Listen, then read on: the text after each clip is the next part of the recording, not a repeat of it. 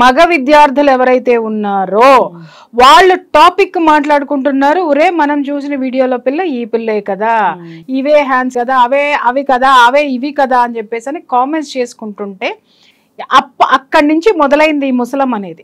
అర్థమైందా? ఏంటివి వీడియోలో ఏం చూశారు అనేది దాని మీద దృష్టి పెట్టి అసలు ఇది ఏంటి అనేది కూపీ లాగితే బయటకు వచ్చినటువంటి విషయం ఇది. బయటకు వచ్చినప్పుడు మొత్తం విద్యార్థినులందరూ కూడా ఏం చేశారంటే పోయి కాలేజ్ యాజమాన్యానికి వీళ్ళు రిపోర్ట్ చేశారు. ఫస్ట్ రిపోర్ట్ చేశారు, ఈ ఆందోళన రాత్రి జరిగింది కాదు, అండర్లైన్ దిస్ పాయింట్, రాత్రికి రాత్రి పుట్టినటువంటిది కాదు, 1 వీక్ 10 days బ్యాకే ఇది జరుగుతుంది, 10 days గా జరుగుతుంది. 1 వీక్ కిందట ఈ ఆడపిల్లలందరూ హాస్టల్లో ఉన్నటువంటి ఆడపిల్లలందరూ వెళ్ళి యాజమాన్యానికి వార్డెన్కి ఫస్ట్ ఇచ్చారు, వార్డెన్ యాజమాన్యానికి ఇచ్చింది. ఆ తర్వాత అక్కడ వీళ్ళని పిలిచి అడగడం జరిగింది, డిస్కషన్స్ జరుగుతున్నాయి. ఏమని జరుగుతున్నాయంటే మేడం ఇది జరిగింది అని అంటే ఆధారాలు ఎక్కడున్నాయి అనగానే వీళ్ళు ఎవరెవరి దగ్గర వీడియోస్ ఉన్నాయో ఎక్కడ వీడియోస్ ఉన్నాయో పేర్లతో సహా వీళ్ళు చెప్పారు. చెప్పిన తర్వాత ఓకే మేము ఎంక్వైరీ చేస్తాం, మేము కనుక్కుంటాం అని చెప్పి దాన్ని అలా వదిలేశారు. ఒక రోజు గడిచింది, 2వ రోజు గడిచింది, ఇది జరగలేదు అనేటటువంటి విషయాలు వీళ్ళు చెబుతున్నా జరిగినాయి అనేటటువంటి బలమైనటువంటి ఆధారాలు ఉన్నాయి. సాక్ష్యాలు అని అడుగుతున్నాను, అది కూడా నేను చెప్తా. ఏమయ్యా పెద్ద మనుషులు, వీడియోలు చేసే పెద్ద మనుషులు, సాక్ష్యాలు ఉన్నాయా అని మాట్లాడుతున్నారే, ఏ ఆడపిల్ల తన సాక్ష్యాన్ని బయట పెడుతుంది? అవును అవునా? ఏ ఆడపిల్ల సాక్ష్యాన్ని బయటపెడుతుంది? ఇంకొకటి సీసీ కెమెరాస్ అది సీక్రెట్ క్యామ్స్ పెట్టారట అని ఎప్పుడైతే ఇచ్చారో ఆడపిల్లలు పోయి ఎత్తుకునేటటువంటి నాలెడ్జ్ ఎక్కడ ఉంటుంది? ముందు కంగారు వస్తుంది, భయం వస్తుంది, పోయి బాత్రూమ్లు ఎతకరు, ఫస్ట్ వెళ్ళి కంప్లైంట్ చేస్తారు.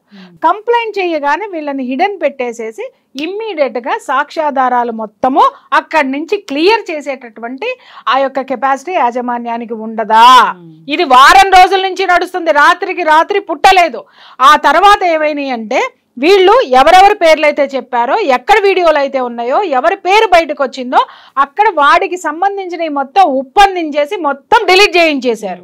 ఇది జరిగినటువంటి విషయము. డిలీట్ చేపించేసేసిన తర్వాత వీళ్ళకి ఆందోళన పెరిగిపోయి వీళ్ళు ఏ చర్యలు తీసుకోవట్లేదు. వీళ్ళు పోతున్నారు, అడుగుతున్నారు, వస్తున్నారు, వెళ్ళినప్పుడల్లా మనము ఆ ఆడియోస్లో అమ్మాయిల మాటలు వింటున్నాం, ఏడుస్తున్నారు పిల్లలు. మేము కాలేజ్లో కాలేజ్ వాళ్ళు మమ్మల్ని బెదిరిస్తున్నారు, డ్రగ్స్ కేసులో ఇరికిస్తాము అని చెప్పేసి అని. ఇక్కడ ఆడపిల్లలు ధైర్యం తెచ్చుకొని ఆలోచించాల్సింది ఏంటంటేనమ్మా, మీ కాలేజీ యాజమాన్యం మిమ్మల్ని డ్రగ్స్ కేసులో ఇరికిస్తే మీ కాలేజ్ కూడా ఇరుక్కుంటుంది. అదే ఆడపిల్లలు తెలుసుకోవాల్సినటువంటి. వీళ్ళు ఏంటంటే వాళ్ళకి ఏం తెలియదు, అమ్మో మమ్మల్ని ఇరికిస్తే మేము జైలు పాలవుతాం, మా ఫోటోలు మీడియాలో కనిపిస్తే మేము ఏదో అవుతాం, వెనకడుగు వేశారు. కానీ రాత్రికి రాత్రే ఆడపిల్లలు 300 మంది ఆడపిల్లలు కలిసికట్టుగా అక్కడికి వచ్చి సెల్ ఫోన్లో ఉన్నటువంటి టార్చ్ లైట్స్ ఆన్ చేసుకుని మరి అంత ఉద్రిక్తమైన వాతావరణం జరిగింది అనంటే బాస్ మాట్లాడేటటువంటి పెద్ద మనుషులు లోపల యాజమాన్యానికి ఆ స్టూడెంట్స్కి మధ్య ఎన్నిసార్లు వాగ్వివాదాలు జరిగి ఉంటాయి, వీళ్ళు ఏ విధంగా వాళ్ళ గోడును వెళ్ళబోసుకున్నారు. వీడియోలు తీసుకురావాలంటే చూసేవాడు ఇస్తాడా వీడియో, లేకపోతే ఉంది అని తెలిసిన అమ్మాయి తీసుకొస్తుందా వీడియో? ఏ ఆడపిల్ల వీడియోని బయట పెడతారు? అడగడానికి కొంచెమన్నా జ్ఞానం ఉండొద్దా వీళ్ళకి? వీడియోల ఆధారాలు ఉన్నాయా? సీసీ కెమెరాలన్నిటినీ కూడా హిడెన్ కెమెరాస్ అన్నిటినీ డైల్యూట్ చేసే కాలేజ్ యాజమాన్యం డైల్యూట్ చేసి ఉండదని ఎందుకు మాట్లాడరు? అంతమంది ఆడపిల్లలు అరే మేము బహిర్గతం అయ్యామనే భయంతో ముందుకు వచ్చి మాట్లాడుతుంటే ఒక్క గొంతు కన్నా ఆడపిల్లల వైపు మాట్లాడుతుందమ్మా. రైట్, వీళ్ళు అన్నట్టుగానే అది ఫేక్ అనే అనుకుందాం. ఫేక్ అనిపించినప్పుడు ఇంత ఉద్రిక్తత ఎక్కడి నుంచి వచ్చింది? వాళ్ళల్లో అంత బాధ, ఆవేశము, కోపము ఎక్కడి నుంచి వచ్చింది? దాంట్లో ఉన్నటువంటి వాస్తవాలు తెలియదా?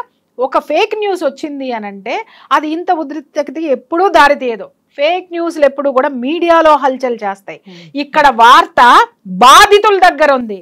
ఇవాళ మీడియాలన్నీ కవర్ చేయబడ్డాయా, లేకపోతే మీడియా గొంతుక మూగబోయిందా?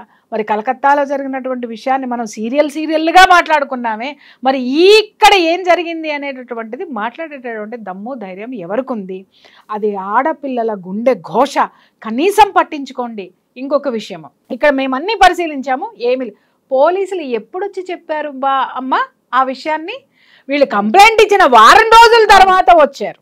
వారం రోజుల తర్వాత వచ్చి మొత్తం అన్ని చూసి మీరేం భయపడకండి దీంట్లో ఏం లేవు తూచ్ అనేసారు. వారానికి ముందు చేసి ఉండున్నట్టయితే సాక్ష్యాలు బయటికి వచ్చాయి కదా. నేను ఇక్కడ ఏ పార్టీకి గురించి మాట్లాడటం లేదు, దేని గురించి అవగాహన లేకుండా స్టేట్మెంట్లు ఇవ్వద్దనే రిక్వెస్ట్ చేస్తున్నాను మిత్రులందరికీ కూడా. ఫస్ట్ ఎందుకంటే 1 వీక్ బ్యాక్ ఇచ్చినటువంటిది నిన్న రాత్రి ఆందోళన జరిగింది. కారణం ఏంటంటే సాక్ష్యాలు మాయం చేస్తున్నారు, వీళ్ళు మాకు స్పందించడం లేదు, మమ్మల్ని బెదిరిస్తున్నారు, ఇవి ఆల్రెడీ ఖండాంతరాలు దాటిపోతే మా పరిస్థితి ఏమిటి అనేటటువంటి ఉద్రిక్త వాతావరణంలో ఉన్నప్పుడు వీళ్ళందరూ కలిసి ఎవరిని అడగాలి? కాలేజీ యాజమాన్యాన్ని చొక్కా పట్టుకొని బయటికి లాక్కు రావాలి. మరి ఇన్ని సంవత్సరాల ఘన చరిత్ర కలిగినటువంటి ఆ కాలేజీలో ఇవాళ ఎందుకు ఉమ్మేస్తున్నారు? ఇవాళ ఎందుకు బయటకు వస్తున్నాయి? వారం రోజుల కిందట వచ్చినప్పుడు స్వచ్ఛందంగా కాలేజీ యాజమాన్యం పోలీసులను పిలిచి ఎంక్వైరీ ఎందుకు చేయించలేదు? బయటికి చెప్పాల్సిన అవసరం లేదు. మరి అంత గొప్ప కాలేజీ, అంత గొప్పగా పలుకుబడి ఉన్నటువంటి కాలేజీ ఏ రోజుకైనా సరే ఇది మా మీద పడుతుంది కాబట్టి మీరు ఓపెన్ గా ఎంక్వైరీ చేయండి అని ఎందుకు చెప్పలేదు?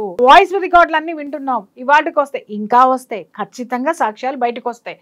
ఇవాళ మన వాళ్ళు మర్చిపోయింది ఏంటి అని అంటే సోషల్ మీడియా ఇవాళ చాలా బలంగా ఉంది. ఎవడు నోరు మూసుకొని కూర్చున్నా ఇంకొక చోటైనా సరే అది బయటికి వస్తుంది. దయచేసి అంతమంది ఆడపిల్లల గుండె ఘోషని వాళ్ళ వేదనని వినండి. వారం నుంచి 10 రోజుల నుంచి మేనేజ్మెంట్ ఏం చేస్తుంది? మేము నిన్న 5 గంటలకి కంప్లైంట్ ఇస్తే కానీ ఇంకా మాకు తెలియదు అంటున్నారు. ఏంటి రాత్రికి ఎలా ప్రూవ్ చేస్తారు ఫేక్ న్యూస్ అని? రాత్రి నిన్న 1 మంత్ అడిగారు ఇన్వెస్టిగేషన్ కి, మరి రాత్రి ఫేక్ న్యూస్ ఎలా ప్రూవ్ చేస్తారు? అమ్మాయి వాళ్ళు పిలిపించండి, వాళ్ళు పిలిచి మా ముందు దగ్గర చూపించండి. మమ్మల్ని కేసు తప్పకుండా మా మీద రివర్స్ కేసు పెడతారండి. ఎలా పెడతారు మా మీద కేసు? మేమేం చేసాం మా మీద పెడతారు?